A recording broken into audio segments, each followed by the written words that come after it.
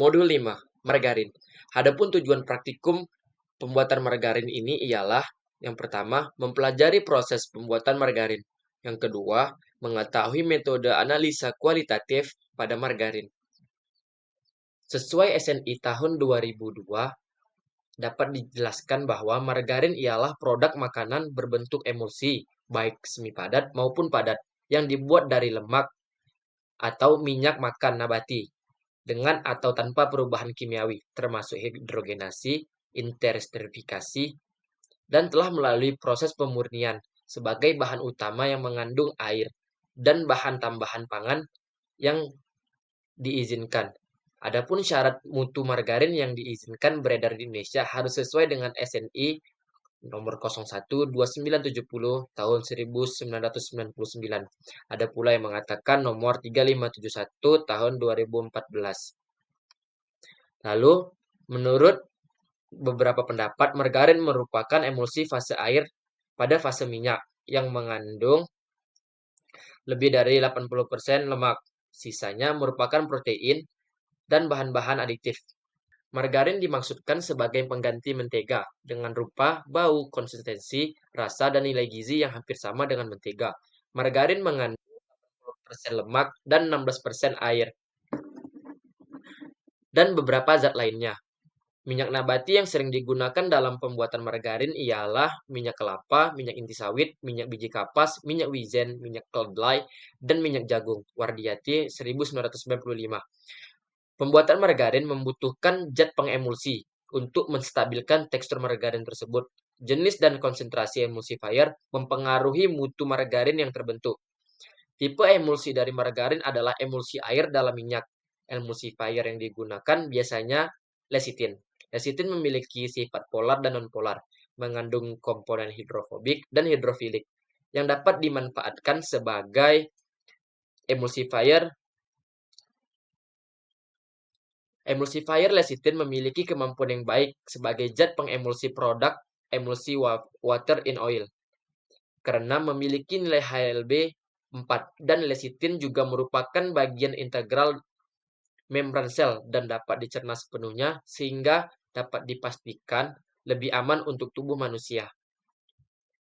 Adapun alat dan bahan yang digunakan pada praktikum kali ini ialah wajan penggoreng, spatula, kompor, mangkok kecil, mangkok stainless, sendok, mixer, gelas ukur, serta neraca digital.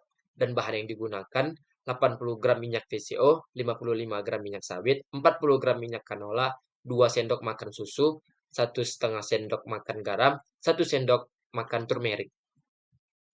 Adapun skema kerja yang dilakukan pada praktikum kali ini dapat dilihat pada bagan berikut ini.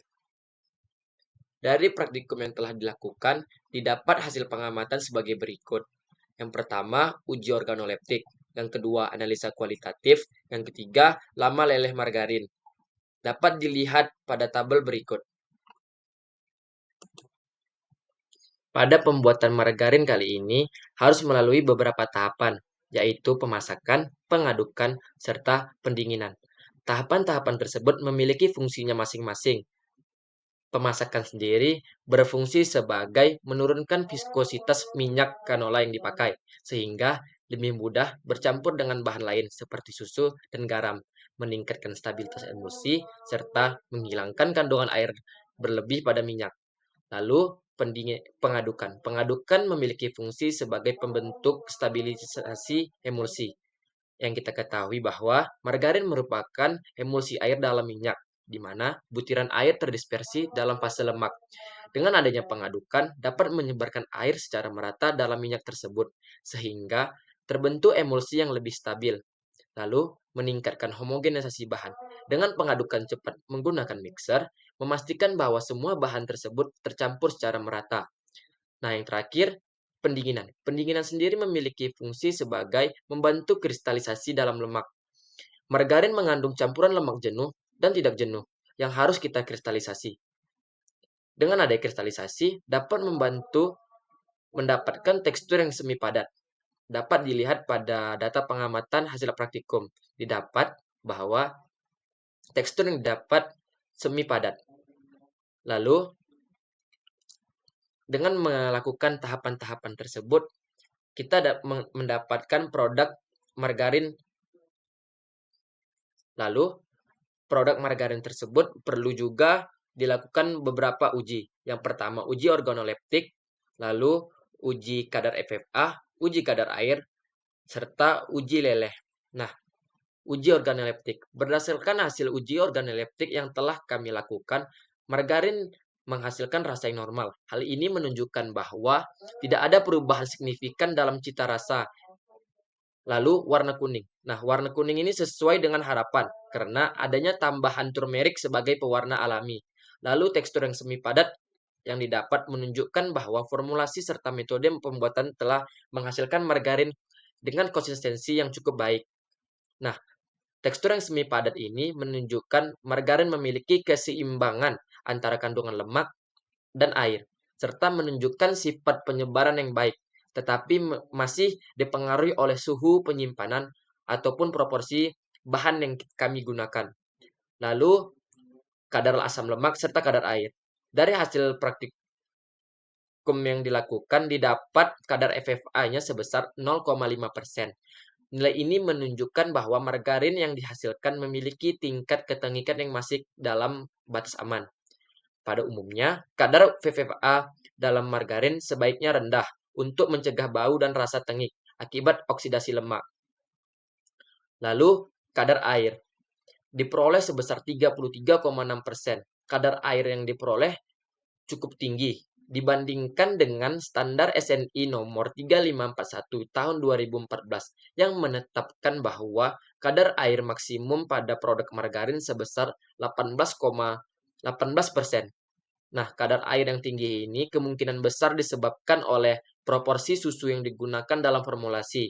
Kadar air yang tinggi dapat menyebabkan margarin lebih lembek dan memiliki daya simpan yang lebih rendah karena berisiko mengalami pemisahan fase ataupun pertumbuhan mikroba.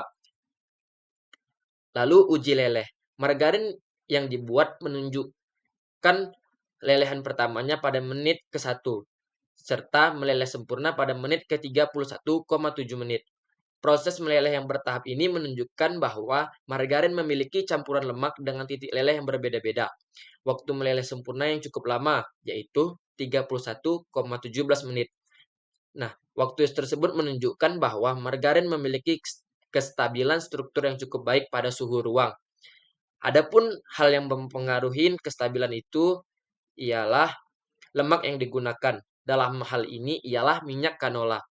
Lalu, kadar air yang tinggi, serta emulsi yang terbentuk selama proses pembuatan minyak canola cukup stabil. Dibandingkan menggunakan minyak atau lemak hewani atau nabati lainnya. Sehingga margarin menggunakan minyak canola ini cenderung lebih lunak atau lebih mudah meleleh.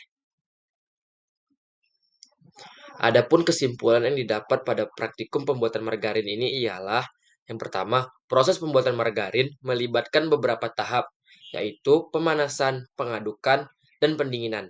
Yang kedua, persen FFA yang didapat pada sampel margarin sebesar 0,5%. Yang ketiga, kadar air pada sampel margarin sebesar 33,6% dan lama waktu margarin meleleh yaitu 30,7 detik.